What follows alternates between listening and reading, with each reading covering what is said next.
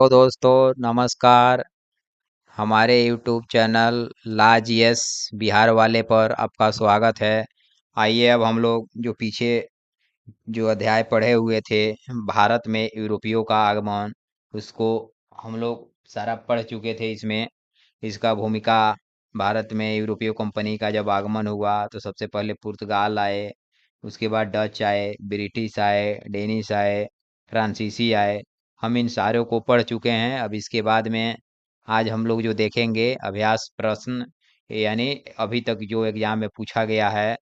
इसमें बहुत सारे क्वेश्चन हैं, जितने भी एग्जाम में पूछे गए हैं या आने की संभावनाएं हैं। कई क्वेश्चन तो बार बार रिपीट किया गया, पूछा गया है। तो उम्मीद करते हैं कि आप लोग जो पीछे पढ़े होइएगा, इसमें देखिएगा तो बहुत सारे आप लोग को क्वेश्चन पढ़े हुए भी मिलेगा और आते हुए भी मिलेगा, और आने की पॉसिबिलिटी ज़्यादा रहती है। तो आइए हम लोग अब इसी को शुरू करते हैं। एमसीक्यूज क्वेश्चन जो एग्जाम में अभी तक आया है। ठीक है, आइए पहला जो क्वेश्चन है, सूची 1 को सूची 2 के साथ मिलान करना है।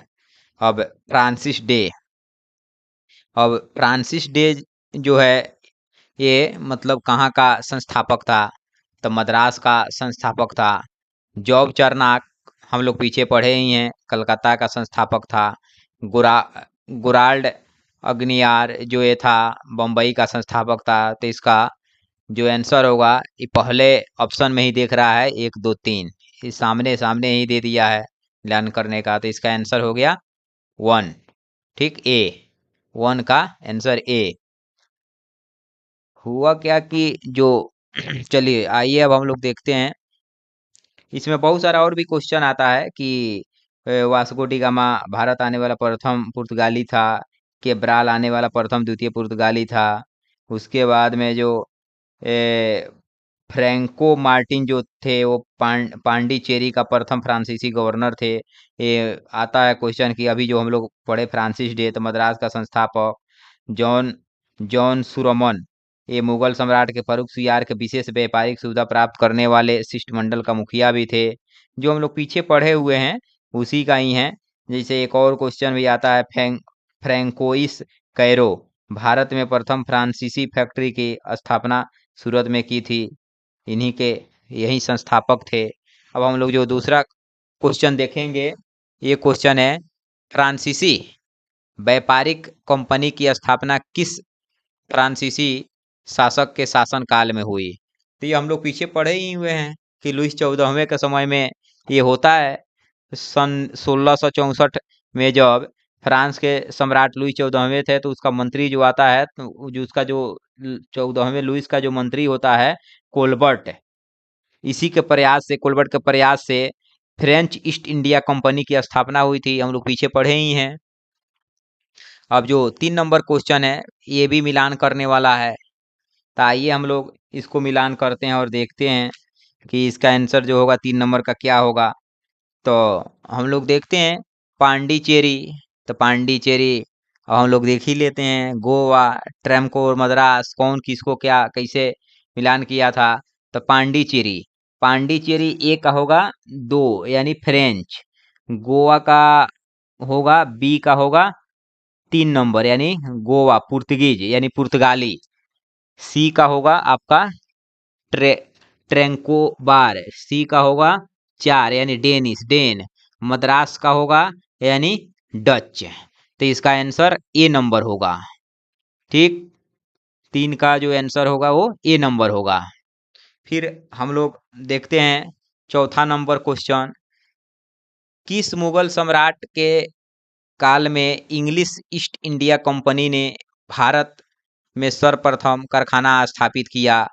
तो ये भी हम लोग देखते हैं कि उस समय जो था, किसका शासन काल था, मुगल बादशाह का किसका शासन काल यहाँ चल रहा था। तो जो इसका आंसर होगा, ईस्ट इंडिया कंपनी ने भारत में सर्वप्रथम कारखाना स्थापित किया, इसका जो आंसर होगा जहांगीर। लेकिन अगर यही क्वेश्चन पूछ देता कि किस मुगल सम्राट के काल में ईस्ट इंडिया कंपनी ने भारत में सर्वप्रथम कारखाना स्थापित किया थे, तो जहांगीर हो गया। लेकिन जब मुगल ब्रिटिश काल जब आए, तो उस समय जो स्थापित हुआ, तो 1556 से लेकर और 1605 ईस्वी तक अकबर का शासन काल था, जिसमें ईस्ट इंडिया कंपनी के भी मतलब आगमन हुआ था। लेकिन यहाँ क्वेश्चन क्या पूछा है कि किस मुगल सम्राट के काल में इंग्लिश ईस्ट इंडिया कंपनी ने भारत में सर्वप्रथम कारखाना स्थापित किया। ते जहांगीर। अब आइए, अब हम लोग देखते हैं क्वेश्चन नंबर 5। निम्नलिखित यूरोपीय व्यापारिक कंपनियों में से किसने सूरत में सर्वप्रथम कारखाना स्थापित किया था? तो इसका जो आंसर होगा वो अंग्रेजों ने ही किया था। सूरत में सबसे पहले जो स्थापित कंपनी हुआ था वो सूरत में ही हुआ था। अंग्रेज ने ही किए थे सबसे पहले इसमें स्थापित कंपनी। अब जो हम लोग क्वेश्चन है 6 नंबर, इसको अब हम लोग देखेंगे। जो इन्होंने किया था, अपना जो स्थापना किया था, ये हम लोग पीछे पढ़े ही हैं कि ये जो सूरत में खोलते हैं 1608 ईस्वी में जो कंपनी खोलते हैं पश्चिमी तट पर सूरत में, फैक्ट्री यही है अंग्रेजों का। अब हम लोग देखते हैं 6 नंबर क्वेश्चन। किस गवर्नर के कार्यकाल में ईस्ट इंडिया कंपनी को शाह आलम द्वितीय द्वारा बंगाल, बिहार तथा उड़ीसा में दीवानी अधिकार दिए गए? तो जो 6 नंबर क्वेश्चन का आंसर होगा उसका आंसर ये हो जाएगा ऑप्शन ए, लॉर्ड क्लाइव का समय था। इसी के समय में ये दिया गया था। अब हम लोग जो देखते हैं 7 नंबर क्वेश्चन। निम्नलिखित में से किस अंग्रेज अधिकारी ने पुर्तगालियों को सवाली के स्थान पर हराया? तो हम लोग ये भी पढ़े हुए हैं। जो 7 का आंसर होगा थॉमस बेस्ट, जो कि 44वीं बीपीएससी प्री में पूछा गया है 2000 में। 8 नंबर जो क्वेश्चन है ये मिलान करने वाला है। इसको हम लोग देखते हैं कि इसका, जैसे वास्को डिगामा, तो वास्को वास्को जो डिगामा है, इसका जो ऑप्शन आएगा, हम लोग ऊपर थोड़ा ऊपर बढ़ाइए इसको, देखते हैं जो 8 नंबर क्वेश्चन का मिलान करने का, वो हम लोग देखते हैं कि 8 का जो आंसर होगा वो बी होगा। ए का 2 होगा, बी का 1 होगा, सी का 4 होगा, डी का 3 होगा। आंसर जो होगा इसका 8 नंबर का बी होगा। ठीक। बंगाल में 9 नंबर क्वेश्चन हम लोग देखते हैं। बंगाल में निम्न में से कौन सा कारखाना डचों ने स्थापित किया था? तो 9 नंबर का जो आंसर होगा ये चिनसूरा में, जो कि बंगाल में है, डचों ने अपना कारखाना वहां स्थापित किया था। 9 नंबर का जो आंसर होगा बी होगा। 10 नंबर हम लोग क्वेश्चन देखते हैं फिर। कर्नाटक युद्ध किन किन के मध्य लड़ा गया था? किन किन मतलब किन के बीच लड़ा गया था? तो ये हम लोग पीछे पढ़े ही हैं। 10 नंबर का जो आंसर होगा ये अंग्रेज और फ्रांसीसी लड़ते हैं। जो ऑस्ट्रिया के युद्ध के लिए जो उत्तराधिकारी होता है, फिर इधर पेरिस का जो वो संधि होता है पेरिस का। तो पीछे हम लोग जो पढ़े ही हैं।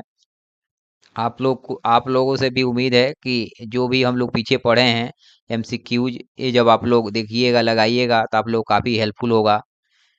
और ये चैप्टर से एग्जाम में 1-2 क्वेश्चन हर एग्जाम में मिल ही जाएगा देखने को।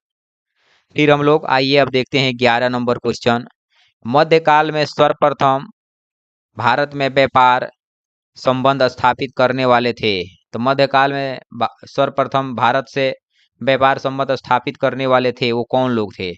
तो जो 11 का होगा वो पुर्तगाली ही थे। वो सबसे पहले भी आए और सबसे बाद में भी गए। उसके बाद में आइए हम लोग देखते हैं 12 नंबर क्वेश्चन। जो आंसर होगा इसका डी होगा। 12 नंबर क्वेश्चन देखते हैं हम लोग फिर कि निम्नलिखित पर विचार करना है। अब इस पर विचार करना है। 12 नंबर क्वेश्चन पर आइए अब हम लोग विचार करते हैं क्या कह रहा है क्वेश्चन। 12 नंबर जो क्वेश्चन है कह रहा है कि मृदा के, पहला जो है, मृदा के स्वरूप तथा उपज के गुणों के आधार पर भूमि राजस्व का मूल्यांकन। अब ये तो ऐसा तो बात नहीं था, ये तो कहीं नहीं बात है ऐसा है भूमि राजस्व के मूल्यांकन का आधार पर। फिर 2 नंबर देखते हैं। युद्ध में चलती फिरती तोपों का उपयोग कहीं नहीं हुआ है। फिर हम लोग देखते हैं तीसरा कि तंबाकू और लाल मिर्च की खेती, ये भी नहीं। अंग्रेजों को भारत की देन था, तो तीनों में से मतलब कोई नहीं था।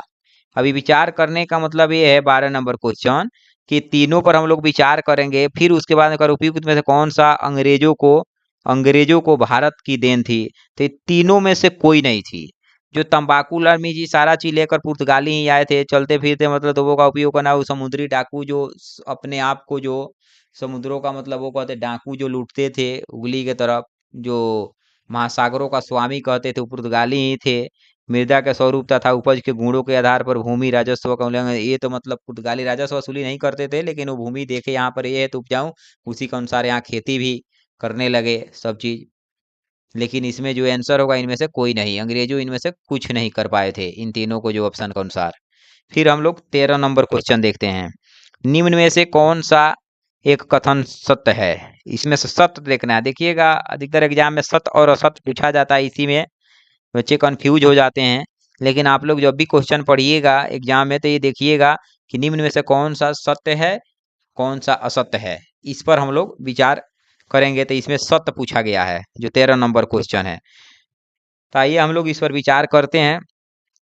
आधुनिक आधुनिक कोच्चि आधुनिक कोच्चि भारत में स्वतंत्रता तक डच उपनिवेश था। ये तो नहीं होगा, नहीं था, था ही नहीं, ये तो सही तो है ही नहीं है। फिर उसके बाद में बी नंबर देखते हैं। डचों ने पुर्तगालियों को पराजित किया, बात तो सही है, पराजित तो किया। और आधुनिक कोचिंग में उन्होंने फोर्ट विलियम का निर्माण किया, ये भी बात सही है। तो हमको सत्य खोजना था, तो बी नंबर हमको सत्य मिल गया।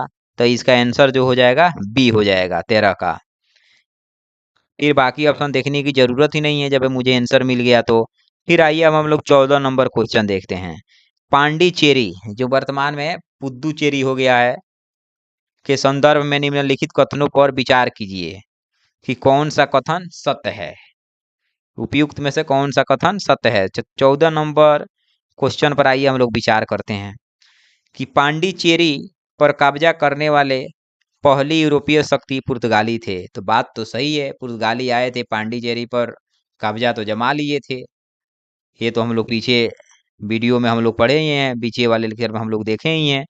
फिर आइए जो 2 नंबर है, पांडिचेरी पर कब्जा करने वाले दूसरी यूरोपीय शक्ति फ्रांसीसी थे। नहीं, ये गलत है, ये गलत है। आइए 3 नंबर देखते हैं। अंग्रेजों ने कभी पांडिचेरी पर कब्जा नहीं किया। तो बात तो सही है, कुछ दिन के लिए किया था, लेकिन वो समझौता हुआ फिर उसे सौंप दिए, लेकिन पूर्ण रूप से इन्होंने कब्जा नहीं कर पाया था। तो ये भी गलत है, 2 भी गलत है और 3 भी गलत है। तो इसमें ऑप्शन जो हो जाएगा ए नंबर हो जाएगा, 14 का आंसर जो होगा ए होगा। अब हम लोग जो देखेंगे अगला नेक्स्ट क्वेश्चन जो है 15 नंबर। लंदन में ब्रिटिश ईस्ट इंडिया कंपनी के गठन के समय भारत का निम्नलिखित में से कौन सा बादशाह था? अब देखिए, अब जो अस्थाई कंपनी हुआ वहां पर, तो हम लोग पीछे पढ़े ही हैं कि कौन था उस समय जब वो हो रहा था। पीछे जब ये 4 नंबर जो हम लोग क्वेश्चन पढ़ रहे थे, तो क्या पढ़े थे कि किस मुगल सम्राट के काल में इंग्लिश ईस्ट इंडिया कंपनी ने भारत में सर्वप्रथम कारखाना स्थापित किया। तो वो जो मतलब उसका आंसर जो हम लोग लगाए थे वो क्या था, जहांगीर। 4 का भी जहांगीर लगाए हुए थे। लेकिन फिर यहाँ पर जो एक क्वेश्चन पूछ पूछ रहा है 15 नंबर कि लंदन में ब्रिटिश ईस्ट इंडिया कंपनी के गठन के समय भारत का निम्नलिखित में से कौन सा बादशाह था? जब लंदन में ब्रिटिश ईस्ट इंडिया कंपनी का गठन हुआ तो उस समय भारत का मुगल काल का बादशाह जो था वो कौन था? तो ये जो था इसका जो आंसर होगा अकबर, जिसको हम बता रहे थे 1556 से लेकर 1605 तक इसका शासनकाल चला अकबर का। आइए अब हम लोग 16 नंबर क्वेश्चन देखते हैं। इसका आंसर जो हो जाएगा 15 का ये हो जाएगा अकबर। 16 नंबर क्वेश्चन देखते हैं हम लोग। भारत में यूरोपीय शक्तियों के प्रवेश में निम्न में से कौन सा कथन सत्य नहीं है? देखिए अब यहाँ पर सही नहीं है यानी असत्य है, सही नहीं है। तो हम लोग इसका जो, आइए अब एक एक कर देखते हैं कि पुर्तगालियों ने 1499 ईस्वी में गोवा पर कब्जा किया था। क्या ये सत्य है? कब्जा किया था, इस कब्जा किया था गोवा पर, तो 1498-99 में सत्य, इसमें पूछ रहा सत्य नहीं है, तो कब्जा कर लिया था, तो ये सत्य नहीं है। तो इसका आंसर जो हो जाएगा 16 का ए नंबर ही हो जाएगा। फिर हम लोग नेक्स्ट जो क्वेश्चन है 17 नंबर, इसको हम लोग देखते हैं कि भारत में फ्रांसीसियों ने अपना सबसे पहला कारखाना निम्न स्थानों में कहाँ कहाँ लगाया था? निम्न स्थानों में से कहाँ लगाया था फ्रांसीसियों ने सबसे पहला कारखाना? अब फ्रांसीसियों ने भारत में सबसे पहला अपना जो कारखाना लगाया हुआ था, वो लगाया हुआ था सूरत में। अब हम लोग जो नेक्स्ट क्वेश्चन देखते हैं, इसका आंसर ए हो गया। नेक्स्ट क्वेश्चन जो देखेंगे 18 नंबर देखते हैं हम लोग। निम्न यूरोपीय शक्तियों ने भारतीय व्यापार में समय समय पर प्रवेश किया। अब आइए इसको हम लोग श्रेणीकरण में देखते हैं। इसमें एक और भी क्वेश्चन आ जाता है इसी प्रकार से कि तो प्रवेश मतलब से जाना है कि सबसे पहले कौन आया, और इसे सीक्वेंस वाइज हमको देखना है कि सबसे पहले कौन आया। ये भी इसमें क्वेश्चन दे देता है असेंडिंग डिसेंडिंग, यानी अवरोही और आरोही। एग्जाम में इसे भी पूछा जा सकता है। तो आइए हम लोग इसमें सीक्वेंस देखते हैं। सबसे पहले जो आया था वो कौन था? तो सबसे पहले जो आया था वो पुर्तगाली आया था, उसके बाद डच आया, उसके बाद अंग्रेज आए, उसके बाद डेनिश आए, फ्रांसीसी आए। तो इसका जो आंसर हो जाएगा 18 नंबर का, वो बी हो जाएगा। ठीक, बी नंबर आंसर होगा। अब आइए हम लोग जो 19 नंबर क्वेश्चन है इसको हम लोग देखते हैं।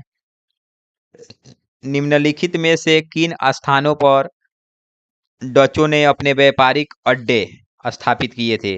अब डच ने अपने व्यापारिक अड्डे कहाँ पर मतलब स्थापित किए थे? तो 19 नंबर, आइए अब हम लोग इसका आंसर देखते हैं क्या होगा। तो इसका नाग नागपट्टनम में यहाँ भी किए थे, चिनसूरा में भी किए थे, मछलीपट्टनम में भी किए थे, जिसको मुसलीपट्टनम भी बोला जाता है, सूरत में भी किए थे, जो गुजरात में भरूच में यहाँ भी किए थे, आगरा में भी किए हुए थे।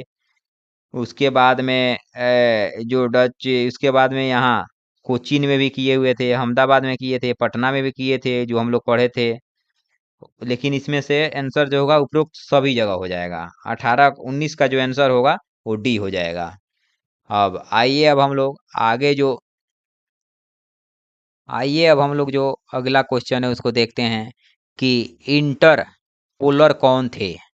तो इंटर पोलर कौन थे? तो इंटर पोलर आप लोग ही बताइए कौन थे? तो एशिया में मुक्त व्यापार करने वाले अंग्रेज व्यापारी थे इंटरपोलर, ये भी हम लोग पीछे पढ़े हुए हैं। आइए अब हम लोग नेक्स्ट क्वेश्चन देखते हैं। किन चीज़ों का निर्यात ईस्ट इंडिया कंपनी भारत से करती थी?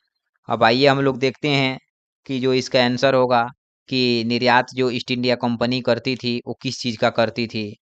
तो देखते हैं इसका जो आंसर होगा वो ए हो जाएगा। सूती कपड़ा भी करता था, नील भी करता था, कच्चा रेशम भी करता था। ईस्ट इंडिया कंपनी कॉफी नहीं करता था। ऐसे भी क्वेश्चन बन सकता है कि ईस्ट इंडिया कंपनी भारत से क्या व्यापार नहीं करता था, तो उसमें ऑप्शन में दे देगा कॉफी, तो आप लोग मारिएगा कॉफी व्यापार नहीं करता था। अगला जो क्वेश्चन है वो हम लोग देखते हैं, मिलान करने वाला है कि सुमेलित यानी मिलान करना है। तो आइए हम लोग मिलान करते हैं। जो मिलान करना है इसका देखते हैं हम लोग। एक का डच, डच जो है सबसे पहले डच कहाँ, तो चिनसूरा में अपना स्थापित किए हुए थे डच, चिनसूरा में। उसके बाद में बी जो इंग्लिश, बी जो किए हुए थे, बी का जो हो जाएगा यहाँ पर हुगली, बी का जो हो जाएगा वो हुगली होगा। ठीक, उसके बाद में हम लोग देखते हैं पुर्तगाली यानी पुर्तगीज, इसका जो किए हुए थे गोवा पे। उसके बाद में बच गया एक फ्रेंच यानी फ्रांस। उसके बाद ये पार्टिचेरी पर किया हुआ था। तो इसका आंसर जो हो जाएगा 3 नंबर का, ये ऑप्शन नंबर सी हो जाएगा। अब आइए, बीजापुर के शासक से गोवा को छीनने वाला प्रथम यूरोपीय कौन था? तो ये हम लोग पढ़ ही लिए थे कि कौन छीना था। जो इसका आंसर होगा वो अल्बुकर्क छीना हुआ था। अल्बुकर्क ने ही गोवा पर वो सबसे पहले छीना। यही जो इसका आंसर होगा 4 का ए हो जाएगा। बीजापुर के शासक से गोवा को छीनने वाला प्रथम यूनानी यूरोपियन कौन था? तो अल्बुकर्क था। यही अल्बुकर्क, इसका पूरा नाम जो है अल्फांसो डी अल्बुकर्क, जो 1509 से लेकर 1515 तक रहता है। यही है जो मतलब पुर्तगाली शक्ति का वास्तविक, थोड़ा बहुत इसमें जान लेते हैं कि वास्तविक नींव डालने वाला अल्फांसो डी अल्बुकर्क था। इसके बाद में ये करता क्या है कि भारत में 1509 ईस्वी में वो भारत के पुर्तगालियों गवर्नर नियुक्त भी हुआ था। फिर यहीं 1510 ईस्वी में गोवा के जो समृद्ध बंदरगाह था वहाँ पर जो गोवा में वो अपने अधीन मतलब अपने अधिकार में ले लिया। उसके बाद में जो बीजापुर का जो शासक था यूसुफ आदिल शाही सुल्तान के अधीन ही था। उसे मतलब अपना पुर्तगाली किया क्या कि सबसे शक्तिशाली जनाकर उसे अपने हैंडल में ले लिया वो अल्बुकर्क। इसीलिए इसे पुर्तगालियों मतलब बहुत इसको नींव डालने वाला बोलने लगे कि पुर्तगाली शक्ति का नींव सबसे पहले जो डाला वो अल्फांसो डी अल्बुकर्क ने ही डाला। अब आइए जो हम लोग अगला जो क्वेश्चन है उसको देखते हैं।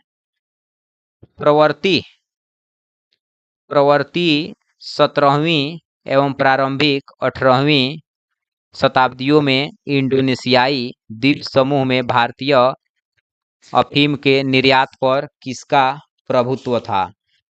तो इसका आंसर जो होगा वो हो जाएगा डच ईस्ट इंडिया कंपनी का था। जो 5 के जो आंसर होगा ये सी हो जाएगा। फिर आइए अब हम लोग जो अगला जो क्वेश्चन है उसको देखते हैं। कौन सा बंदरगाह काली मिर्च निर्यात के लिए प्रसिद्ध था? कौन सा बंदरगाह काली मिर्च के लिए मतलब वो काली मिर्च के लिए प्रसिद्ध था? तो जो आंसर हो जाएगा इसका कालीकट ही था। वही ज्यूमोरिन जहाँ स्वागत किया हुआ था सबसे पहले, वास्को डी गामा पहुंचा और 3 महीने बाद उसके बाद में चला जाता है। 60 गुना जो फायदा कमाता हम लोग पढ़े ही हैं पीछे। भारतीय भारत में पश्चिमी तट के निम्न में से किस स्थल पर इंग्लिश फैक्ट्री थी? तो इसका जो आंसर हो जाएगा 7 का ये हो जाएगा तेली चेरी में थी। 8 नंबर हम लोग क्वेश्चन देखते हैं। किस यूरोपीय व्यापारी कंपनी ने पर्यवेक्षण में कासिम बाजार नगर ने 17वीं शताब्दी में सर्वाधिक मात्रा में रेशमी तागे का उत्पादन किया? तो जो 8 का आंसर हो जाएगा वो सी डच, यानी सबसे अधिक मतलब रेशमी तागे का जो उत्पादन किया वो डच किया था। फिर भारत में आने वाला प्रथम अंग्रेजी जहाज का क्या नाम था? तो ये हम लोग पढ़े ही थे, जो बताए ही हैं पीछे, रेड ड्रैगन। जो बार बार हम इसको बता रहे थे, रेड ड्रैगन। उसके बाद में जो अगला क्वेश्चन है वह अंग्रेज यात्री, इसका आंसर रेड ड्रैगन हो जाएगा बी। वह अंग्रेज यात्री जो तुर्की तथा फारसी भाषा का विद्वान था। तो ये भी हम लोग पढ़े ही हैं, तुर्की या फारसी का कौन था? ये भी हम लोग पढ़े ही हैं, कैप्टन हाकिन्स ही था, जिसका आंसर ए नंबर हो जाएगा। फिर उसके बाद में आइए हम लोग नेक्स्ट जो क्वेश्चन है उसको देखते हैं। रिजविक संधि यानी रिजविक संधि जो 1697 के पश्चात पांडिचेरी वापस किसको किसको मिला? तो ये जो मिला था ये मिला था फ्रांसीसियों को मिला था। अब आइए हम लोग अगला जो क्वेश्चन है उसको देखते हैं। अगला जो क्वेश्चन है, किस संधि के द्वारा फ्रांसीसियों ने मद्रास अंग्रेजों अंग्रेजों को वापस लौटा दिया? तो ये भी हम लोग पढ़े ही हैं कि किसके द्वारा लौटा दिया जाता है। ये लौटा दिया जाता है ए ला सापल की संधि, जो 1748 में होता है। इसी के द्वारा लौटा दिया जाता है मद्रास फिर उसको। आइए हम लोग अगला क्वेश्चन पढ़ते हैं। निशान किसे कहा जाता था? निशान जो है किसे कहा जाता था? तो इसका जो निशान कहा जाता है, इसका जो आंसर हो जाएगा, अंग्रेजों का बंगाल, बिहार तथा उड़ीसा से मुक्त व्यापार का आज्ञा पत्र, इसको निशान कहा जाता था। इसका जो आंसर हो जाएगा डी नंबर हो जाएगा। फिर हम लोग देखते हैं अगला जो नेक्स्ट क्वेश्चन है, अपने क्षेत्र में किस पुर्तगाली गवर्नर ने सती प्रथा को प्रतिबंधित कर दिया था? पुर्तगाली गवर्नर ने सती प्रथा को प्रतिबंधित कर दिया था। तो ये जो प्रतिबंधित किया हुआ था, ये किया हुआ था अल्फांसो डी अल्बुकर्क। उसके बाद हम लोग नेक्स्ट जो क्वेश्चन है, ये हम लोग देखते हैं, भारत में सहायक संधि की अवधारणा का प्रतिपादन सर्वप्रथम किसने किया था? तो इसका जो आंसर होगा, ये हम लोग देखते हैं, डुप्ले ने ही किया था। अवधारणा प्रतिपादन सर्वप्रथम किसने किया था? तो डुप्ले ने ही किया था। फ्रांसीसी का डुप्ले का प्रभाव काफी रहा। फ्रांसीसी डुप्ले फ्रांस का रहने वाला था। आइए अब हम लोग जो अगला क्वेश्चन है उसको देखते हैं। ये मिलान करने के लिए है कि कब किसका समय और काल रहा, उसको मिलान करते हैं हम लोग।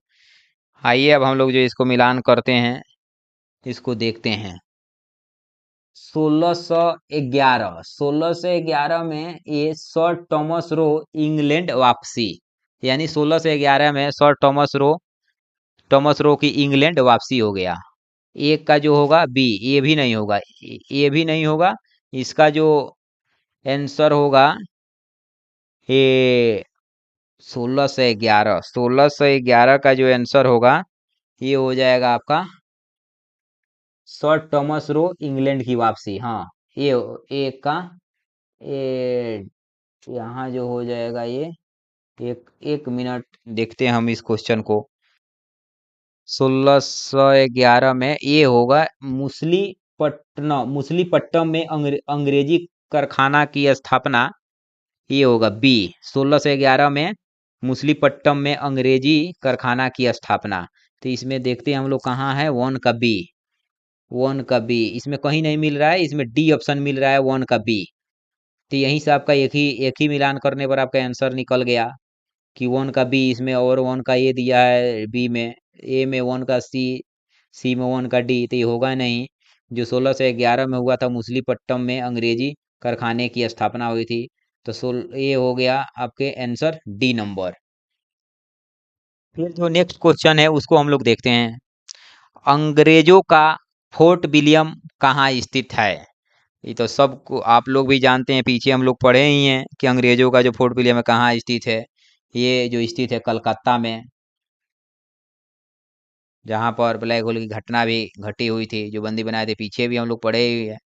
अब आइए इसके बाद में हम लोग देखते हैं अल्फांसो डी अल्बुकर्क की मजार जो है कहाँ अवस्थित है। अल्फांसो डी अल्बुकर्क की जो मजार है वो कहाँ अवस्थित है? तो इसको हम लोग देखते हैं ये कहाँ अवस्थित है। तो ये जो अवस्थित है ये गोवा में है। कहाँ अवस्थित? गोवा में। अल्बुकर्क वहीं पुर्तगाली ही था, गोवा में है। अब आइए अब हम लोग देखते हैं नेक्स्ट क्वेश्चन। दक्षिण पूर्वी तट पर पुर्तगालियों की एकमात्र बस्ती कौन थी? तो दक्षिण पूर्वी तट पर पुर्तगालियों की एकमात्र जो बस्ती थी, वो बस्ती थी सेंट टोमो ही थी। इसका आंसर हो जाएगा ए नंबर। फिर जो अगला नेक्स्ट क्वेश्चन है उसको हम लोग देखते हैं। डेनिश ईस्ट इंडिया कंपनी ने अपनी प्रथम फैक्ट्री ट्रैंकेबर, यानी जो तमिलनाडु में है, कब स्थापित किया था? तो इसका हम लोग देखते हैं, जो इसका आंसर होगा ये होगा, ये स्थापित किया था 1620 में।